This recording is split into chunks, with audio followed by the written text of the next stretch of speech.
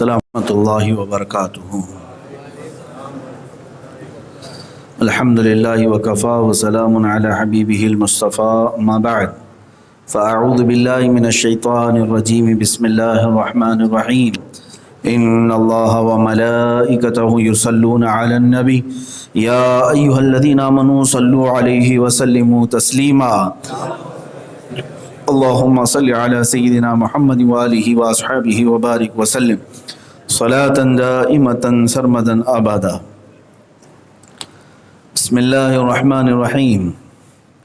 ان يدعون من دونه الا اناثا وان يدعون الا شیطانا مریدا لعنه الله وقال لأتخذن من عبادك نصيبا مفروضا وَلَأُضِلَّنَّهُمْ وَلَأُمَنِّيَنَّهُمْ وَلَآمُرَنَّهُمْ فَلَيُبَتِّكُنَّ آذَانَ الْأَنْعَامِ وَلَآمُرَنَّهُمْ فَلَيُغَيِّرُنَّ خَلْقَ اللَّهِ وَمَنْ يَتَّخِذِ الشَّيْطَانَ وَلِيًّا مِّن دُونِ اللَّهِ فَقَدْ خَسِرَ خُسْرَانًا مُّبِينًا يَعِدُهُمْ وَيُمَنِّيهِمْ وَمَا يَعِدُهُمُ الشَّيْطَانُ إِلَّا غُرُورًا أُولَئِكَ مَأْوَاهُمْ جَهَنَّمُ وَلَا يَجِدُونَ عَنْهَا مَحِيصًا۔ صدق اللہ مولانا العظیم۔ شرک کرنے والے اللہ کے سوا نہیں پوچھتے مگر کچھ عورتوں کو، اور نہیں پوچھتے مگر سرکش شیطان کو، جس پر اللہ نے لعنت کی، اور وہ بولا قسم ہے میں ضرور تیرے بندوں میں سے کچھ ٹھہرایا ہوا حصہ لوں گا، قسم ہے میں ضرور بہکا دوں گا، اور ضرور انہیں آرزوئیں دلاؤں گا، اور ضرور انہیں کہوں گا کہ وہ چوپایوں کے کان چیر دیں گے، اور ضرور انہیں کہوں گا کہ وہ اللہ کی پیدا کی ہوئی چیزیں بدل دیں گے، اور جو اللہ کو چھوڑ کر شیطان کو دوست بنائے وہ صریح ٹوٹے میں پڑا۔ شیطان انہیں وعدے دیتا ہے اور آرزوئیں دلاتا ہے، اور شیطان انہیں وعدے نہیں دیتا مگر فریب کے۔ ان کا ٹھکانہ دوزخ ہے، اس سے بچنے کی جگہ نہ پائیں گے۔ اس آیت کو میں نے آج مکرر تلاوت کیا ہے، دوبارہ تلاوت کیا ہے۔ اسی آیت کا ایک حصہ کل میں نے سنایا تھا۔ اللہ عز و جل فرماتا ہے جو رب تعالیٰ سے شرک کرتے ہیں، یعنی دوسرا خدا مانتے ہیں، وہ کس کی پوجا کر رہے ہیں؟ وہ شیطان کی پیروی کر رہے ہیں، وہ اس شیطان کی پیروی کر رہے ہیں جس پر اللہ نے لعنت کی ہے، اور وہ ایسا شیطان ہے جس نے رب سے یہ چیلنج کیا تھا کہ میں تیرے بندوں کو ضرور بہکاؤں گا۔ یہ اللہ رب العزت سے وہ چیلنج کر کے آیا، اور پھر 3 باتیں اس نے کہی تھیں اللہ کی بارگاہ میں۔ پہلی بات اضلنہم، کہتا ہے کہ میں ضرور انہیں راستے سے ہٹاؤں گا، ولا اضلنہم، میں ضرور ان کو سیدھے راستے سے ہٹاؤں گا، ولا امنینہم، اور انہیں لمبی آرزوؤں میں رکھوں گا، لمبی آرزوؤں میں، طول عمل بھی اس کو کہتے ہیں۔ کل اس پر میں نے بات کیا ہے۔ اور تیسری بات، 2 چیزیں، ایک راستے سے ہٹائے گا، اور دوسرے لمبی امیدوں میں اسے ملوث کر کے رکھے گا۔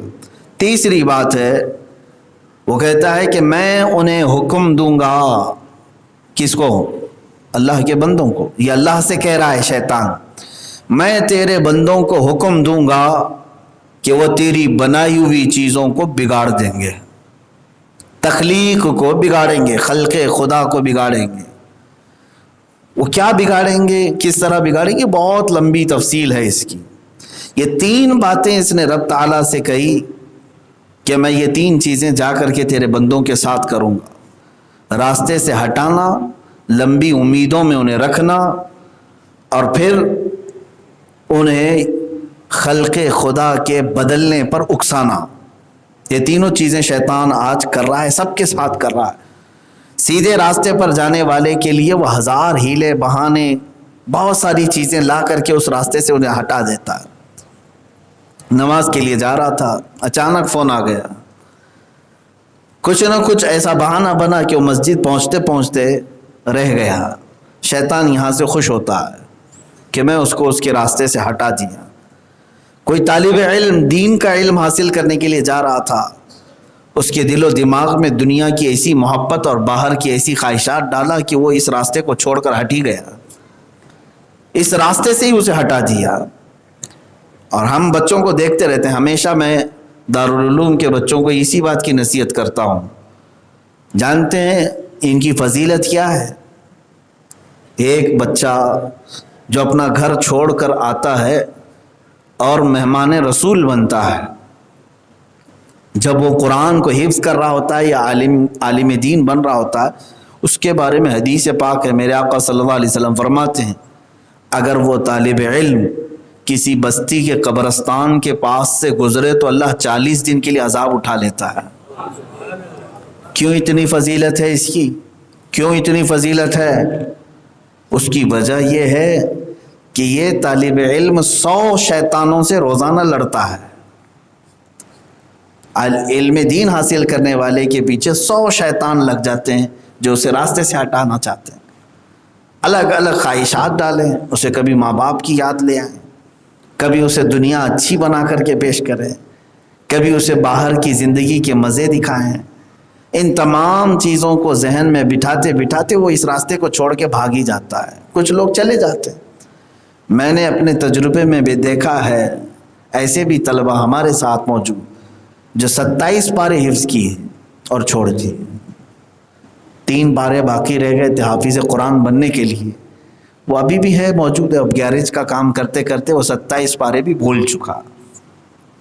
اور اب یہ بھی فرمایا گیا جو قرآن یاد کر کے بھول جائے قیامت کے دن اسے اندھا اٹھایا جائے گا، اندھا اٹھایا جائے گا، آیات قرآنی کو جو بھول گیا۔ بہرحال یہ شیطان ہے جو راستے سے ہٹا دیتا ہے، طلباء کے ساتھ لگا ہے، علماء کے ساتھ لگا ہے، نمازیوں کے ساتھ لگا ہے، مجاہدین کے ساتھ لگا ہے، کسی نہ کسی طرح سے یہ جو راستہ چل رہا ہے اس سے ہٹ جائیں۔ کبھی کبھار دیکھیں کوئی بندہ توبہ کر لیا گناہوں سے، توبہ کر لیا، پہلے نشہ کرتا تھا، شراب پیتا تھا، غلط سنگت میں رہتا تھا، توبہ کر کے وہ آ گیا، لیکن اب شیطان پہلے سے زیادہ اس پر طاقت لگا دیتا ہے۔ پہلے جو ہے اس کا نفس بھی تھا، شیطان بھی تھا، تو نارمل کرتے چلا جاتا تھا گناہ، لیکن اب جو ہے جیسے ہی اس نے توبہ کیا، شیطان اکیلا نہیں اپنی پوری ذریت کے ساتھ اس کے اوپر سوار ہو جاتا ہے کہ تو نے توبہ کیوں کیا؟ وہی تیرے لیے اچھا تھا ماحول، پرانے دوست کتنے اچھے تھے، کوئی پابندی نہیں تھی، لوگ تجھ سے ڈرتے تھے، تیری عزت کرتے تھے۔ نشیڑیوں کو دماغ میں یہ ڈالتا ہے شیطان کہ تجھے لوگ ڈرتے تھے تجھ سے، اور تیرا ایک الگ ماحول تھا، تیری فیلڈ تھی، فلاں تھا، تو یہ اتنے کچوں کے دماغ میں لگاتا رہتا ہے۔ اس پر پلس انسانی جو شیطان ہیں، ہاں انسانوں میں بھی شیطان ہیں، یہ بھی اسے تنگ کرتے رہتے ہیں۔ مسجد میں دیکھا اس کو تو کہا یہ تو چرسی ہے، یہ کیسے مسجد میں آ گیا، یہ کب سے سیدھا ہو گیا، یہ جو تانے مارتے مارتے، یہ جو انسان اس طرح کے تانے مارتے، یہ انسانی شیطان ہیں۔ کیونکہ قرآن پاک میں فرمایا گیا شیطان انسان کی بھی شکل میں آئے گا، جنات کی شکل میں بھی آئے گا، من الجنۃ والناس، یہ شیطان جو ہے جنات میں سے بھی ہے، انسانوں میں سے بھی ہے۔ یہ انسانوں کی شکل میں جو ہے اسے اپنے پرانی چیزوں کو یاد دلا کر تانے مارتا رہے گا، یہاں تک کہ وہ پھر واپس اسی میں لوٹ جائے۔ کچھ لوگ پیچھے پڑ جاتے ہیں اس چیز کے، ارے اس کا بیک گراؤنڈ معلوم ہے کیا تھا، فلاں تھا، وہ تھا، یہاں تک کہ حدیث پاک میں فرمایا گیا کسی کی بھی برائیاں پرانی یاد دلانا اللہ کو اتنا ناپسند ہے کہ ان قریب اللہ تجھے اس بلا میں گرفتار کرے گا اور اس کے مقامات بلند کر دے گا، تم اس میں چلے جاؤ گے۔ پھر یاد رکھنا، بلکہ اس سے بھیانک چیزوں میں بھی جا سکتے ہو، منع کیا گیا ہے۔ حتیٰ کہ رسول کریم صلی اللہ تعالیٰ علیہ وسلم سختی سے پرانی چیزوں کو یاد دلانے کے لیے منع فرماتے تھے۔ میرے عزیزو، یہ شیطان ہی ہے جو راستہ بھٹکاتا ہے، یا تو پھر مصیبتیں لائے گا۔ مصیبتیں یاد رکھو یہ آزمائش ہے اللہ کی طرف سے، وہ کوشش کرتا ہے۔ تم سیدھے راستے پر آ رہے تھے، اچھا خاصا کام چھوٹ گیا، کام چل رہا تھا وہ کام چھوٹ گیا، دماغ میں شیطان یہی ڈالتا ہے کہ تیری نمازیں کہاں ہیں، تیرا کام تو نہیں دلا رہی ہیں، تیرے وظیفے، تیرے قرآن کی تلاوت، تیرا یہ سب ماحول، جب تو غلط سنگت میں تھا تب تو تیرے پاس پیسوں کی ریل پیل تھی، اچھا خاصا تھا، یہ توبہ کر کے ادھر آنے کے بعد تو تیرا کام بھی چھوٹ گیا، نوکری بھی چلی گئی، پیسہ بھی نہیں ہے. اس کے ذہن و دماغ کو اس طرح سے ورغلاتا ہے کہ وہ بندہ یہ سوچنے لگتا ہے کہ میں جو راستہ چل رہا ہوں کہیں غلط تو نہیں میں نے چوز کر لیا، چلو واپس وہیں چلے جاتے ہیں، پیسہ بھی ہے، عیش بھی ہے. واپس وہاں تک لے جانے پر شیطان اپنی پوری محنت جھونک دیتا ہے. پھر بھی میرے عزیزو ایک بات یاد رکھو، جو توبہ کر کے آ جائے اللہ اس کے ساتھ ہوتا ہے، اللہ اسے بچاتا ہے، اللہ اس کا مددگار ہے. ورنہ 100 شیطان جب مقابلہ کریں تو ظاہر سی بات ہے وہ ایک دن میں بھاگ جائے گا. اللہ کی اگر مدد اس کے ساتھ نہ ہو، اللہ کی مدد ہوتی ہے. جو سیدھے راستے پر آتا ہے ایسا نہیں کہ اللہ اسے تنہا چھوڑ دیتا ہے، اللہ کی مدد ہوتی ہے. لیکن بندہ خود کبھی سوچ کر کے ادھر بھاگ نہ جائے، بلکہ ہمیشہ یہ سوچے چاہے میرے سے دنیا کی ساری نعمتیں چھن جائیں پھر بھی میں رب ذوالجلال کے اس صراط مستقیم کو نہیں چھوڑوں گا. تو اللہ تبارک و تعالیٰ تمہیں اس آزمائش سے آسانی سے نکال دے گا. کیا تمہارا یقین نہیں ہے اللہ کی طاقت بڑی ہے یا شیطان کی؟ اللہ رب العزت وہ اکبر ہے، اس کی قوت اس کی طاقت کا کوئی اندازہ نہیں کر سکتا. تو یہاں پر شیطان جو راستے سے ہٹاتا ہے اس کی کئی صورتیں: نماز کے راستے سے ہٹا دینا، دین کے راستے سے اسے نکال دینا، طلب علم کے لیے نکلا تھا اس راستے سے اسے ہٹا دینا. یہاں تک کہ ایک روایت میں ملتا ہے کہ شیطان روزانہ عصر کے بعد اپنی مجلس سجاتا ہے، پانی پہ اس کا تخت بچھایا جاتا ہے، پانی پہ تخت بچھاتا ہے، اور جو بڑا شیطان ہے اپنے سارے ذریت اولاد جو بھی اس کی گروپ ہے تو گرو گھنٹال جمع کرتا ہے سب کو اور پوچھتا، رپورٹنگ لیتا ہے کہ کیا کیا کیا آج، کس کو بہکا ہے، کتنے لوگوں کو جھگڑے میں ملوث کیا، کتنوں میں کیا کیا کیا. تو فرمایا گیا کہ وہ شیطان سب کی رپورٹنگ لیتا رہتا ہے. ایک شیطان بڑھ کر کہتا ہے آج میں نے شوہر بیوی میں جھگڑا کرا دیا. شیطان کہتا ہے اچھی بات ہے، شاباش، اچھا کام کیا. کہا ایک کو میں نے حرام کھلوا دیا، کہا اچھا کام کیا. کسی سے میں نے زنا کروا دیا، اچھا کام کیا. ایک شیطان آگے آتا اور کہتا ہے ایک بچہ قرآن پڑھنے کے لیے جا رہا تھا دارالعلوم، میں اسے بیچ راستے میں ہی بہکا کر واپس کر دیا. بڑا شیطان اتنا خوش ہوتا ہے کہ اسے کہتا آجا میری گود میں بیٹھ، میری گود میں بیٹھ جا. اسے اٹھا کر کے گود میں بٹھاتا ہے، اور اس کے بعد سارے دیگر جو شیاطین ہیں وہ پوچھتے ہیں اس نے کون سا بڑا کمال کیا، ایک بچے کو راستے سے ہٹا دیا، یہ کون سا، ہم بڑے بڑے کام کر کے آئے ہیں، شوہر بیوی میں لفڑے ہو گئے ہیں، کسی سے زنا کروایا ہے، کسی سے چوری کروایا ہے، حرام کھلوا دیا، اس نے کون سا بڑا کام کیا. تو اس شیطان نے کہا تمہیں بتاتا ہوں، چلو ایک عالم دین ہو جائے یا علم کے راستے پر آ جائے تو پھر تم 1000 مل کر کے بھی اس کو نہیں بہکا پاؤ. جاہل کو بہکانا بہت آسان ہے، علم جس کے پاس ہے اسے بہکانا مشکل ہو جاتا ہے.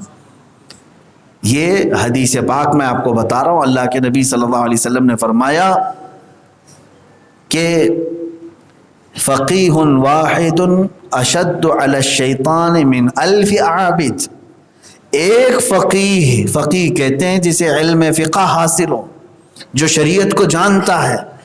ایک عالم 1000 عابدوں پر بھاری ہے شیطان پر. عابد کسے کہتے ہیں؟ عبادت کرنے والا. علم تو نہیں ہے لیکن عبادت بہت کرتا ہے، کوئی نماز نہیں چھوٹتی، تہجد بھی پڑھتا ہے، رات کو 100 رکعت بھی پڑھتا ہے، ایسا عابد ہے. اس کے باوجود فرمایا گیا ایسے 1000 عابدوں کو وہ بہکا لے گا لیکن ایک عالم کو نہیں بہکا پائے گا، علم دین کی وجہ سے. میرے عزیزو، علم نہ ہو تو شیطان کے بائیں ہاتھ کا کھیل ہے، اس کو سیدھے راستے سے ہٹا دینا، آسانی سے نکال دے گا.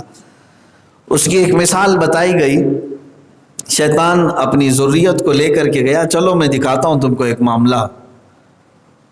اور وہ گیا ایک عابد کے پاس.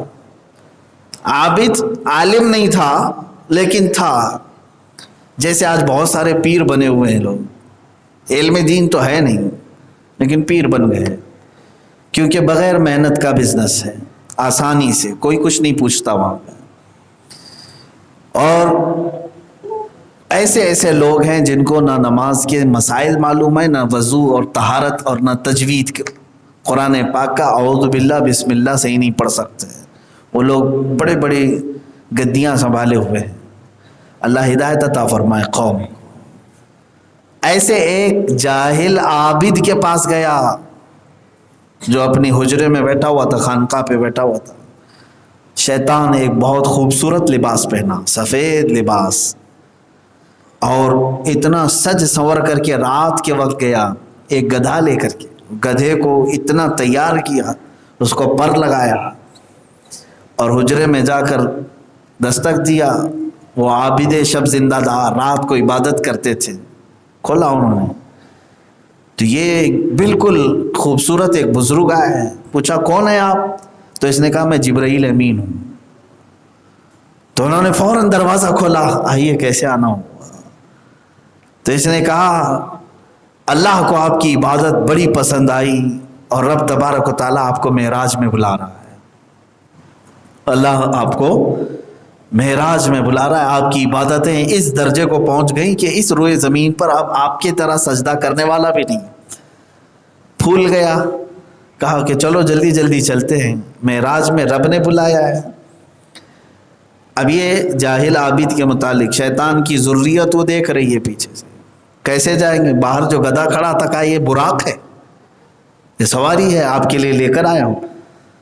تو اس کے بعد اس جاہل عابد کو بٹھایا گدھے پر اور گدھے کو ایڑ لگایا اور گدھا اچھلتے اچھلتے ایک گڑھے میں گرا دیا، ایک بڑے کچرے کے گڑھے میں گرا دیا، وہ گر گیا عابد۔ تو اس نے کہا یہ کیا ہوا؟ شیطان نے کہا پہلا آسمان آیا ہے۔ پھر اٹھایا، دوسرے گڑھے میں گرایا، تیسرے گڑھے میں گرایا، اس کو زخمی کر کے چھوڑ دیا۔ رات بھر اس کی معراج ہوتی رہی، اس کو زخمی کیا اور واپس تالی مارتے ہوئے چلا آیا کہ میں اس کو بہکا دیا۔ اب پھر اپنی اسی ذریت کو لے کر ایک فقیہ کے پاس آیا، علم فقہ، علم دین، علم حدیث، علم تفسیر جاننے والے ایک عالم ربانی کے پاس، اسی لباس میں، اسی خچر کے ساتھ دروازہ کھٹکھٹایا، وہ بھی اپنے حجرے میں تھے، بڑی خوبصورت شکل، دروازہ کھلا ہوں، پوچھا کون؟ کہا میں جبرائیل امین۔ کہا جبرائیل کیسے آنا ہو؟ کہا اللہ نے آپ کے علم کو اتنا پسند کیا، ہزاروں کو آپ نے علم سے نواز دیا ہے، ہر جگہ علم کا شہرہ ہے آپ کے، اور اللہ تعالیٰ نے آپ کے علم کو قبول فرمایا اور آپ کو معراج میں بلایا۔ اس عالم ربانی نے جوتا اٹھایا اور اس کو مارنا شروع کیا، کہا کہ نہ تو جبرائیل ہے اور نہ یہ معراج کا پیغام ہے، تو صرف اور صرف ابلیس ہو سکتا ہے جو میرا ایمان لینے آیا ہے، اس لیے کہ معراج پوری کائنات میں صرف ذات واحد کو ہوئی ہے، وہ محمد الرسول اللہ ہے، نہ ان سے پہلے کسی کو ہوئی، نہ قیامت تک کسی کو ہوگی۔ یہ علم دین ہے، اصول ہیں۔ اللہ رب العزت نے اپنے قرب میں اگر بلانا ہوتا تو موسیٰ علیہ السلام تو کتنی بار اصرار کر رہے تھے، پیغمبر تھے، اللہ نے ان سے فرمایا لن ترانی، اے موسیٰ تم مجھے دیکھ نہیں سکتے، اور ہم سے آ کر کے تو کہہ رہا ہے کہ معراج میں مولا بلا رہا ہے۔ تو مار کھایا، وہاں سے چلا گیا، اپنی اصلی شکل میں آیا، پھر شیاطین سے کہا دیکھا اگر علم آ جاتا ہے تو بہت ساری چیزوں میں بہکانا مشکل ہو جاتا ہے، شریعت سے ہٹانا مشکل ہو، بے عمل تو کر دے گا عالم، بے عمل تو کر دے گا، لیکن کفر کی طرف لے جانا بہت مشکل ہوتا ہے، اس لیے کہ عالم بے عمل تو ہو سکتا ہے، گناہ کر سکتا ہے، لیکن کفر کی طرف جانا بہت مشکل ہو جاتا ہے اس کے لیے، اس لیے کہ وہ اجالے میں ہے علم دین کے، وہ غلط اور صحیح کو پہچان سکتا ہے اور اللہ کی مدد اس کے ساتھ ہے۔ قرآن میں اللہ نے علماء کی فضیلت میں فرمایا اللہ سے سب سے زیادہ ڈرنے والے اس کے بندوں میں علم والے لوگ ہیں، علم کی فضیلت آئی ہے، اور علم ہی کی بنیاد پر تو سارے فرشتوں کو اللہ نے سجدہ کروایا، آدم علیہ السلام کے بعد. اب میرے عزیزو یہ شیطان کا جو واقعہ ہے اس میں ابلیس لعین ہمیشہ ان لوگوں پر ہاتھ مارتا ہے جو علم سے کورے ہیں اور انہیں راستے سے ہٹاتا ہے. کیا کریں؟ اسی لیے میں آپ کو یہ بھی بتا دوں، اللہ کے نبی صلی اللہ تعالیٰ علیہ وسلم کی ایک حدیث سنو، کن عالما او متعلما او مصاحبا، حضور اکرم صلی اللہ تعالیٰ علیہ وسلم، او سامعا ولا تکن خامسا. حضور پاک صلی اللہ تعالیٰ علیہ وسلم فرماتے ہیں اپنے امت کو، آپ سب کے لیے بھی. اب آپ سوچ رہے ہوں گے آپ نے واقعہ بتایا، علم دین اگر نہیں ہے تو شیطان بہکائے گا، ہم کیا کریں؟ ہم پورا کا پورا عالم بننے سے رہے، اب زمانہ بھی ایسا نہیں رہ گیا، عمر بھی ڈھل گئی، بہت سارے معاملات ہوں گے، کیا کریں؟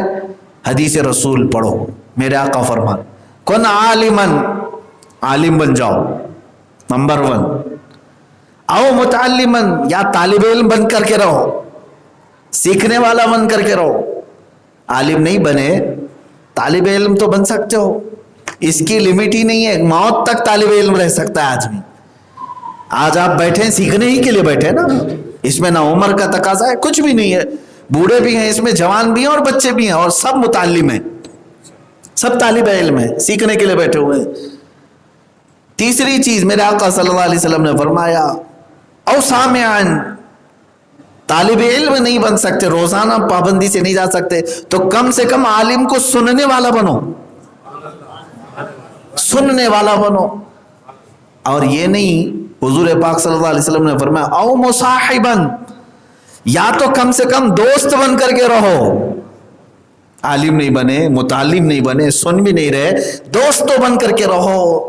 ولا تکن خامسا، میرے آقا پر 5واں مت بننا، ہلاک ہو جاؤ گے. 4 بتائے، عالم بنو یا متعلم بنو یا سننے والا بنو یا اس کا دوست بنو، یہ 4 چھوڑ کر 5واں مت بننا، ہلاک ہو جاؤ گے. یہ رسول کریم صلی اللہ علیہ وسلم کی حدیث ہے. 5واں تمہیں ہلاک کر دے گا. یعنی 5واں کیا ہے؟ نہ عالم ہے، نہ متعلم ہے، نہ سنتا ہے اور نہ دوستی کرتا ہے، بلکہ ایک الگ ہی لے میں جاتا ہے، تو پھر تمہارا اور شیطان کا بڑا گہرا یارانہ ہو جائے گا، اس کے ساتھ کوئی نہیں ہے. اسی لیے قرآن پاک کی آیت بھی یہ کہتی ہے یا ایھا الذین آمنوا اتقوا اللہ وکونوا مع الصادقین، اے ایمان والو اللہ سے ڈرو اور اللہ کے سچے بندوں کے ساتھ رہو. کیوں؟ ہم نے دنیا میں دیکھا ہے جس کے ساتھ بندہ رہتا ہے اسی کے طرح اس کے ساتھ ٹریٹ بھی ہوتا ہے. ہاں، نیتا کے ساتھ اگر کوئی تعلق ہے تو پولیس بھی ہاتھ لگانے سے تھوڑا سا پیچھے رہتی ہے کہ اس کا سورس ہے، فلاں ہے، یہ ہوتا ہی ہے نا. تھوڑے بہت اگر سورسز ہیں تو اس کو اندازہ کر سکتے ہو آپ دنیاوی معاملات میں. اور اللہ والوں کے ساتھ رہنے پر اسی طرح شیطان کے حربوں سے بچے رہو، بچے رہو. یہاں تک کہ حضرت امام راضی کا وہ مشہور واقعہ ملتا ہے، یہ کیسے بچے اس کے، یہ جو راستے سے ہٹاتا ہے کیسے بچے. اس کے لیے آپ کے پاس کیا راستہ ہے، کیا حل ہے؟ اس کا ایک ہی حل ہے کہ علماء سے قریب رہو، علماء کی محفلوں میں رہو، علماء کو سنتے رہو، یا طلب علم میں رہو. کبھی اس فیلڈ کو چھوڑو مت، مرنے تک نہ چھوڑو. میں یہ نہیں کہتا کہ میرے شاگرد بن کر کے رہو، نہیں، ہرگز نہیں، میں خود ہی اپنی طالب علم ہوں. آپ ہمیشہ اپنی موت تک طلب علم میں رہو. اس لیے کہ میرے آقا نے فرمایا اطلب العلم من المہدی الی اللحد، ماں کی گود سے لے کر قبر کی گود میں جانے تک علم حاصل کرو. علم حاصل کرنے کے لیے ضروری نہیں ہے کہ ایڈمیشن فارم فل اپ کرے اس کے بعد ہی جو ہے علم دین حاصل کیا کرتا ہے، نہ، جہاں بیٹھے آدمی علم دین حاصل کر سکتا ہے. علماء کو سنتا ہے تو علم میں اضافہ بھی تو ہوتا ہے. آج کے زمانے میں اور آسان ہے، گھر بیٹھے علم دین حاصل کر سکتا ہے، موبائل ہے، انٹرنیٹ ہے، ساری چیزیں آپ کے پاس، علم حاصل کرتے رہو. امام محمد رضی اللہ تعالیٰ عنہ انتقال کا وقت قریب آیا، نزع کا وقت ہے، بستر پر ہے. اپنے ایک شاگرد کو بلایا اور کہا کہ یہ فلاں فلاں مسئلہ جو رضاعت کا مسئلہ تھا، بچے کے دودھ پینے کے متعلق یا کوئی وراثت کا مسئلہ، پوچھنے لگے. وہ امام ہیں، امام محمد جو امام اعظم ابو حنیفہ کے شاگرد ہیں، اور وہ اپنے شاگرد کو بلا کر کے پوچھ رہے ہیں یہ مسئلہ. شاگرد نے بتایا حضرت یہ ایسا ایسا مسئلہ ہے فلاں کتاب میں، یا فلاں جزیہ ہے اس پر حدیث یہ ہے. تو اس نے پوچھا شاگرد نے کہ حضور ابھی اس مسئلے کا کیا ضرورت ہے آپ کو، اس کی کیا ضرورت ہے؟ تو انہوں نے فرمایا میں حدیث رسول پہ عمل کرنا چاہتا ہوں. میرے آقا نے فرمایا ماں کی گود سے لے کر قبر میں جانے تک علم حاصل کرو. میں موت کو بہت قریب دیکھ رہا ہوں، یہ جو میرے پاس چھوٹا سا وقت بچا ہے میں چاہتا ہوں کہ طلب علم میں گزاروں، علم دین میں گزاروں. میرے عزیزو سب سے بہترین عمل ہے مرنے سے پہلے اگر کچھ کر سکتے ہو تو نماز، روزہ، یاد، ذکر، اذکار، بلکہ فرمایا گیا وہ کچھ علم حاصل کرے. اس دوران اگر انتقال ہو گیا تو اس کو شہیدوں اور نبیوں کے درمیان میں اٹھایا جائے گا. ہاں اب سنیے جو بات میں عرض کر رہا تھا، امام رازی کی ایک بڑے عالم دین ہیں، بڑے عالم دین، منطقی، فلسفی اس زمانے کے، ان کے بڑے بڑے شاگرد ہیں، کتابیں ہیں ان کی. ان کے پاس ایک بار شیطان آ گیا، ابلیس، اور کہنے لگا اے رازی تو خدا کو ایک مانتا ہے، کیا دلیل ہے؟ انہوں نے دلیل دی، پوری کائنات ایسے ہے ویسے ہے، لہٰذا 2 خدا نہیں چلا سکتے، 3 خدا نہیں چلا سکتے، ایک ہی خدا ہوگا، چلا ہے. ابلیس نے ایک دوسری دلیل دے کر کے کاٹ دیا، کہا ایسا بھی تو ہو سکتا ہے ویسا بھی تو ہو سکتا ہے. ابلیس کسی عالم کی شکل میں بھی آتا ہے اور بحث کرنے لگا. امام رازی نے دوسری دلیل دی، پھر تیسری دلیل دی اپنے خدا کے ایک ہونے پر، یہاں تک کہ بحث اتنی بڑھتی چلی گئی کہ امام رازی نے 360 دلیلیں دی اپنے خدا کے ایک ہونے پر، اور شیطان ہر دلیل کو کاٹتا چلا گیا. اب مشکل میں آ گیا تھا ان کا ایمان.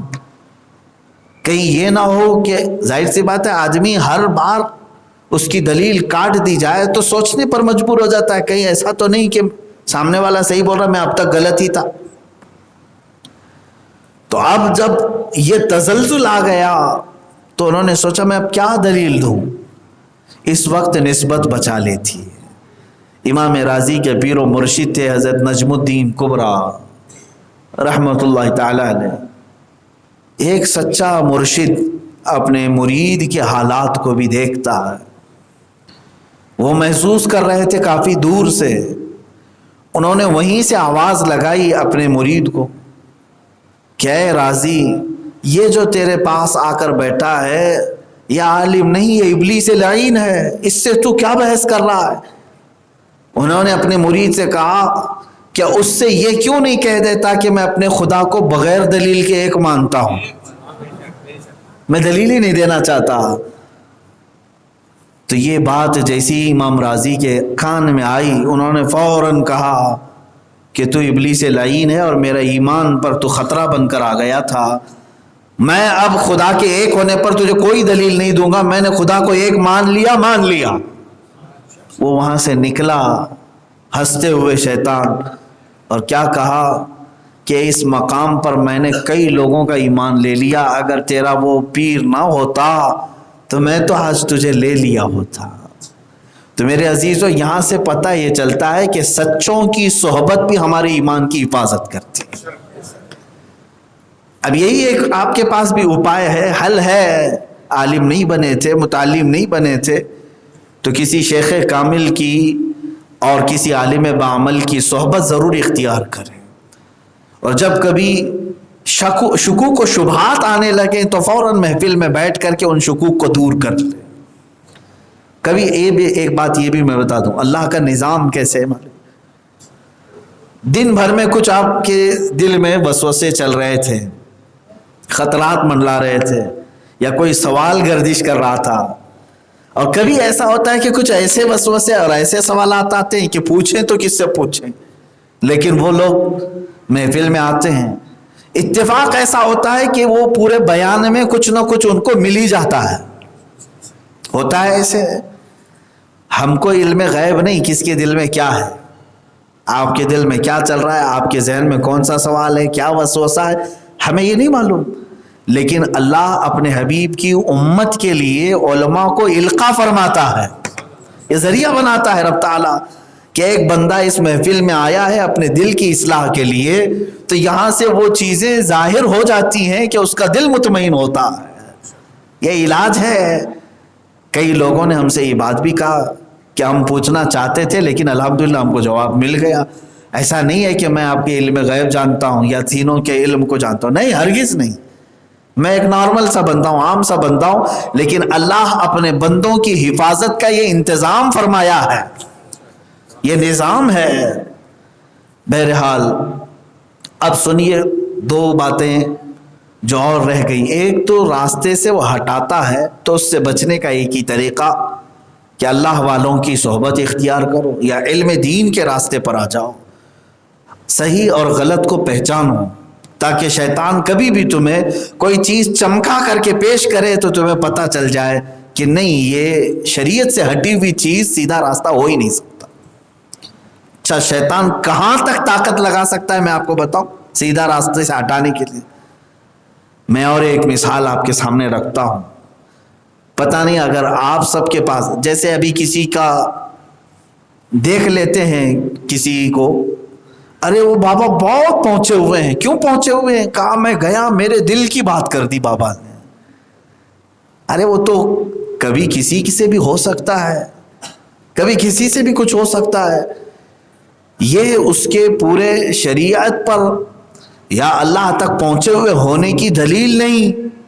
سب سے پہلے چاہے کسی کو بھی ہو، ذہن میں یہی رکھیں، جو میرے نبی کونین صلی اللہ تعالیٰ علیہ وسلم کی زندگی کو چھوڑ سکتا ہے، پھر وہ کوئی سیدھا راستے پر آ ہی نہیں سکتا۔ کسی کو بھی پرکھنا ہے تو کس راستے پہ؟ حضور کی سیرت پہ پرکھنا ہے بس۔ میرے آقا صلی اللہ تعالیٰ علیہ وسلم نے زندگی بھر کبھی نماز چھوڑی؟ حضور سے بڑھ کر کے کوئی مرشد کامل ہے؟ اتنی تو بات ذہن میں ہے نا۔ نبی کونین کا راستہ ہی سب سے بہتر راستہ ہے یا نہیں؟ اب مجھے بتاؤ میرے عزیزو، جو ڈھکوسلے پیر آ کر کے تمہیں کہتے ہیں نہیں ہم دل کی نماز پڑھتے ہیں، تو حضور نے دل کی نماز کیوں نہیں پڑھی؟ صدیق اکبر نے کیوں نہیں پڑھی؟ فاروق اعظم نے کیوں نہیں پڑھی؟ غوث اعظم نے، غریب نواز نے کیوں نہیں پڑھی؟ ان کی سیرت میں تو ایک قضا نماز بھی نہیں ملتی۔ تو اتنے بڑے بڑے جو اکابرین امت ہیں ان سے نماز نہیں چھوٹتی تھی، اور یہاں یہ نماز چھوڑ کر گانے بجانے اور تھرکنے میں اپنی محفلیں پوری کرتا ہے، اور پھر کہتا ہے نہیں ہم طریقت والے ہیں۔ طریقت والے نہیں، شیطانیت والے ہیں۔ طریقت سے کوئی ان کا تعلق نہیں۔ میرے جو میرے آقا صلی اللہ علیہ وسلم کے راستے سے ہٹا، وہ چاہے کتنی بھی بڑی پگڑی پہنے، کتنا بھی بڑا جبہ لائے، نہیں، وہ سیدھے راستے کا امام نہیں ہو سکتا۔ یہ ہمیشہ کسوٹی رکھیں آپ ذہن میں۔ اب میں آپ کو بتاتا ہوں شیطان کتنے کتنے بڑے بڑے بابا لے کے آتا ہے۔ شیخ عبدالحق محدث دہلوی رحمۃ اللہ علیہ دلی جب تشریف لائے، ایک بہت بڑے محدث عالم دین کی بات کر رہا ہوں، مدینہ طیبہ سے یہ رسول کریم صلی اللہ تعالیٰ علیہ وسلم کے بشارت پر ہندوستان آئے تھے۔ خواب میں میرے آقا صلی اللہ علیہ وسلم نے انہیں حکم دیا کہ ہند میں جاؤ اور میری حدیثوں کو پھیلاؤ۔ علم حدیث پھیلانے میں شیخ عبدالحق محدث دہلوی کا سب سے بڑا کردار ہے ہندوستان میں۔ یہ محدث دہلوی جب آئے تو ان کا معمول کیا تھا معلوم ہے؟ دن بھر لوگوں کو پڑھاتے، حدیث سکھاتے، رات کے وقت عشاء کی نماز کے بعد اپنے حجرے میں آتے، آنکھ بند کرتے، میرے آقا کی زیارت کرتے تھے، روضہ رسول کی زیارت ہو جاتی تھی، کشف کرتے، مدینے پہنچ جاتے۔ روز کا معمول تھا، کیونکہ مدینے ہی میں رہتے، آپ کو بڑا لگاؤ تھا، عاشق رسول تھے، روز زیارت کرتے تھے۔ اب سنیے، اتنے بڑے عالم دین، ایک بار وہ ایک راستے سے گزر رہے تھے، بیابان تھا یعنی جنگل، دیکھا اچانک ایک جھونپڑی نظر آئی، اور وہاں پر بہت سارے لوگ بھی نظر آئے جو مریدین تھے، وہ ذکر میں مشغول تھے، اور اچھے خاصے ان کے لباس دکھ رہے تھے۔ شیخ عبدالحق محدث دہلوی رحمۃ اللہ علیہ فرماتے میں قریب گیا، دیکھا تو جھونپڑی میں ایک پیر و مرشد بیٹھے ہوئے تھے پلنگ پہ، اور ان کے مریدین حلقہ لگائے ہوئے بیٹھے ہوئے تھے۔ ذکر بھی چلا اور اس پیر کی بڑی اچھی باتیں تھی. شیخ صاحب فرماتے میں بھی محفل میں بیٹھ گیا, تصوف کی بہت عمدہ باتیں انہوں نے کی. محفل جب ختم ہوئی تو بغل میں ایک مٹکا رکھا ہوا تھا, مٹکے میں سے انہوں نے پیالے میں شراب ڈالی, شراب بھر کر کے مٹکے میں رکھا ہوا تھا اور وہ پینے لگے شراب. اور محفل میں بیٹھے ہوئے لوگوں کو پلایا اور شیخ صاحب سے بھی کہا آپ بھی پیجیے. آپ نے کہا بالکل نہیں, میں نہیں پی سکتا, شراب حرام ہے شریعت مصطفیٰ صلی اللہ علیہ وسلم. تو پیر صاحب نے کیا سمجھایا معلوم ہے, وہ اور شراب ہے, یہ اور شراب ہے, آپ اس کو پئیں گے تو مست ہو جائیں گے. یہ ہم طریقت والے لوگ ہیں, ایک لفظ ملا ہوا ہے ڈھکوسلے لوگوں کو, طریقت کی آڑ میں ہر چیز کرنا چاہتے ہیں. ہاں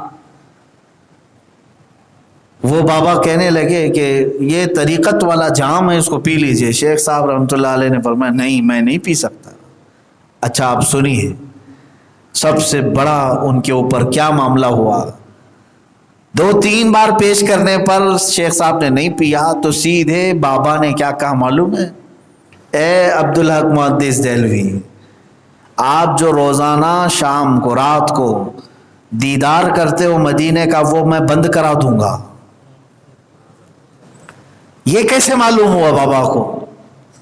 شیخ عبدالحق محدث دہلوی فرماتے یہ میرا راز تھا, میں حضور پاک صلی اللہ علیہ وسلم کی بارگاہ میں حاضری دیتا, تنہائی میں مراقبے میں آنکھ بند کرتا اور پہنچ جاتا. یہ بابا کو کیسے معلوم؟ جو میری رات کی محفلوں کو جانتا ہے تو پھر کتنا پہنچا ہوا ہوگا. ایک طرف یہ معاملہ ہے اور دوسری طرف شراب کا پیالہ ہے. ایسے میں عام آدمی ہو تو یہ تو پتہ نہیں بھر بھر کے مٹکے پی کر کے آ جائے. بابا نے تو اتنی بڑی بات کہہ دی جو آج تک میری بیوی کو بھی نہیں معلوم تھی. تو اب یہ جو دے رہے ہیں وہ سب پی لو, جو دے رہے ہیں پی لو. میرے عزیزو, وہ میرے پیدائش سے لے کر میرے موت تک کی بھی خبریں دے دے تو بھی شریعت محمدیہ شریعت ہے, نہیں آپ استعمال نہیں کر سکتے. مثال میں آپ کو یہ بھی بتا دوں, میرا ہاتھ چر گیا, خون کا فوارہ جاری ہوا, کوئی بابا آیا ہاتھ مارا, چمڑی پوری پیک ہو گئی, خون بند ہو گیا. وہ اگر اس کے بدلے میں کہہ دے 1 کپ شراب پی لو, ہرگز نہیں میرے عزیزو. وہ میری گردن کاٹ کر کے دوبارہ بٹھا کے دکھا دے تب بھی میں شراب کا 1 پیالہ نہیں پیوں گا. کیوں؟ ہمارے لیے یہ شعبدہ بازی جادوگری یہ معیار نہیں, ہمارے لیے شریعت مصطفیٰ معیار. میرے آقا صلی اللہ تعالی علیہ وسلم کی شریعت سے ہم 1 قدم بھی کبھی کسی وقت میں نہیں ہٹیں. لیکن یہاں شیخ صاحب کے لیے بڑا مسئلہ تھا, سوچ رہے تھے یہ دلیلیں بھی دے رہا ہے کہ یہ وہ شراب نہیں ہے, جام ہے, فلاں ہے, پیوں کہ نہیں پیوں, کشمکش میں آ گئے. اگر یہ آدمی غلط ہے تو پھر میری رات کی محفل کے بارے میں جانتا کیسے ہے, میرے مراقبے کو پہچانتا. اس کشمکش میں لڑتے رہے کافی دیر تک, جھنجھلا کر کے اٹھ گئے, جو ہوگا دیکھا جائے گا, آج تو نہیں پیوں گا, آج تو نہیں پیوں گا, پھر دیکھ لوں گا. اٹھ کر کے چلے گئے. اب سنیے, واپس آئے, شام تک یہی ٹینشن رہا. رات کے وقت جب عشاء کے بعد آپ اپنے شاگردوں کی محفل سے ختم ہوئے, مراقبہ کرتے, آنکھ بند کرتے, حضور پاک صلی اللہ تعالی علیہ وسلم کے روضے کے قریب تصور میں جب جاتے تو دیکھا کہ حضور کے روضے کے باہر وہی بابا کھڑا ہوا ہے. تصور کی بات ہے, وہ بابا کھڑا ہے اور دروازہ بند ہے, اس کے آگے کا کچھ نہیں دکھتا, نہ حضور دکھتے ہیں نہ روضہ رسول دکھتا ہے. اب تو اور زیادہ یقین ہونا چاہیے, اس نے صرف اٹکل پچھو مارا نہیں, یہاں تو تصور میں آ کر کے دکھا بھی دیا. اس پوری رات نہ وہ روضہ رسول کی زیارت کر سکے نہ میرے آقا کی بارگاہ میں پیش ہو سکے. رات گزار تھی. دوسرے دن ان کو بہت فکر لاحق ہوئی, کیا کروں. سوچا کہ آج کا دن گزار لیتا ہوں, آج کا دن گزار لیتا ہوں, کل شاید ہو سکتا ہے میرا وسوسہ ہوگا. دوسرے دن پھر رات کو مراقبہ کیا, پھر ویسے ہی ہوا. وہ جو جنگلی بابا تھا وہ کھڑا ہوا تھا اور وہ کہتا تھا کہ تو جب تک میرے ہاتھ سے یہ پیالہ نہیں پیے گا میں تجھے یہاں کی زیارت ہونے نہیں دوں گا، میں تجھے یہ زیارت ہونے نہیں دوں گا۔ دوسرا دن بھی گزر گیا، تیسرے دن یہ گئے نہیں اس جنگل کی طرف۔ سوچتے ہیں کہ اگر آج بھی ایسا ہو گیا تو پھر اب تک میں جو شریعت پر چل رہا تھا اس کا کیا، اب تک جو شریعت پر چل رہا تھا اس کا کیا ہے۔ شیخ عبدالحق محدث دہلوی نے ہمیں ایک بہت بڑا میسج دیا، ایسے موقعوں پر کرنا کیا چاہیے۔ حق و باطل کو پہچاننے میں اگر دشواری آ رہی ہو، دقت آ رہی ہو، اس کو پکڑوں کہ اس کو پکڑوں، کیا دیکھوں، ایسے وقت میں کرنا کیا چاہیے۔ تیسری رات آپ عشاء کے بعد وضو کر کے بیٹھے، ان کو معلوم تھا کہ آج بھی یہ بابا رہے گا اور مجھے زیارت کرنے نہیں دے گا، صرف اس کی شکل نظر آئے اور کچھ نظر نہ آئے۔ تیسرے دن آپ نے کچھ نہیں کیا، مصلی بچھا اور کھڑے ہو گئے، بیٹھ گئے، مراقبہ کرتے ہی سیدھے رسول پاک کو پکارا، اے اللہ کے نبی صلی اللہ تعالی علیہ وسلم، بہت دیر ہو گئی، اگر میں حق پر ہوں تو واضح فرما دیں، اگر وہ حق پر ہے تو واضح فرما دیں، اس کے بعد اب میں کسی اور سے فیصلہ لینا ہی نہیں چاہتا۔ ایسے معاملات میں ڈائریکٹ کس کو پکارا جائے گا؟ رسول پاک، سپریم وہی ہے، وہیں سے آواز۔ اتنی بات شیخ عبدالحق محدث دہلوی نے کہی، اچانک روضہ رسول سے آواز آئی، اخرج یا کلب، اے کتے باہر نکل جا۔